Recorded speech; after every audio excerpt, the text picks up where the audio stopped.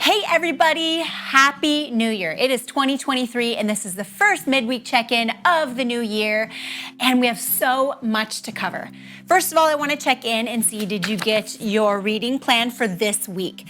One of the focuses that you will notice if you are going through this reading plan, and if you don't have it, don't worry, you can head over to the website and you can find it over there under resources. But one of the things you will notice if you do this reading plan for this week is we are focusing on fasting. Now, the reason we're focusing on fasting is because next week we're starting 21 days of prayer and fasting. But before I get to that, I want to talk about fasting really quick.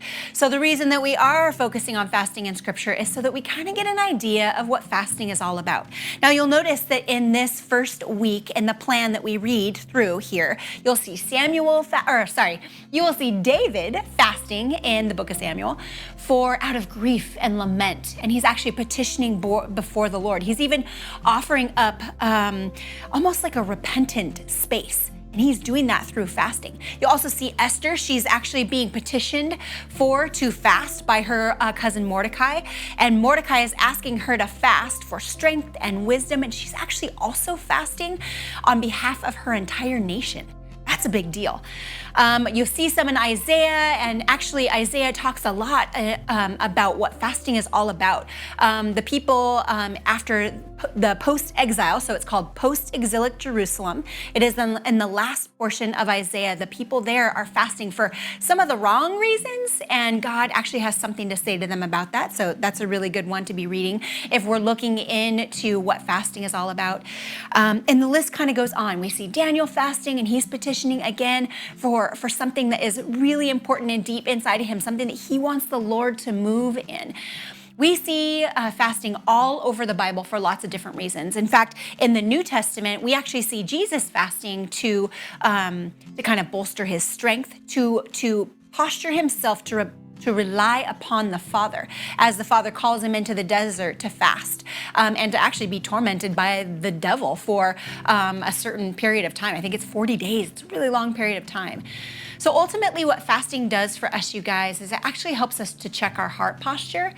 And it also helps us to surrender or to get ourselves in a place where we can rely on the Lord.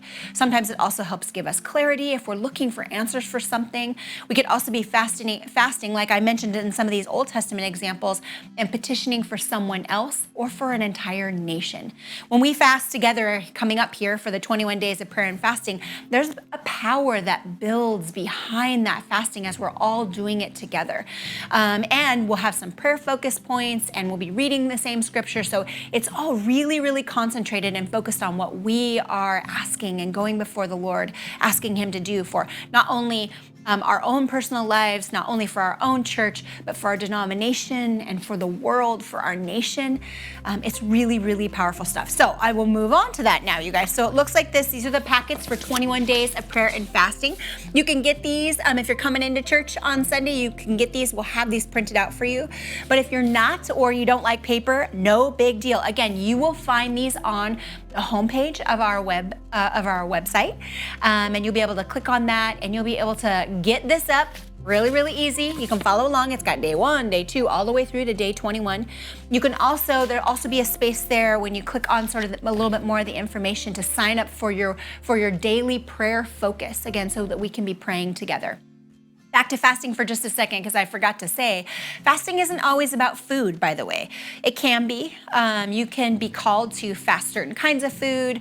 You can also be called to fast maybe social media or screens or something that you're doing that might be distracting you or keeping you from being focused on the Lord and even your spiritual disciplines. It's a really good way to kind of reset, especially as we prepare for this 21 days of prayer and fasting. Okay, listen, that was a lot. Please know that we are praying for you guys. We are excited to be doing this with you, and I'm going to check back in with you next week after we've gotten started, just to kind of support you and encourage you. Hang in there. If you have any questions, you can always reach out to us. You can find me online. You can send me an email. You can call up the office. There are lots of ways to reach out or grab any of the pastors or team members here, and we can help you out. Okay, you guys, go do it. Happy 2023, and here we go. We're starting together. All right, see you next week.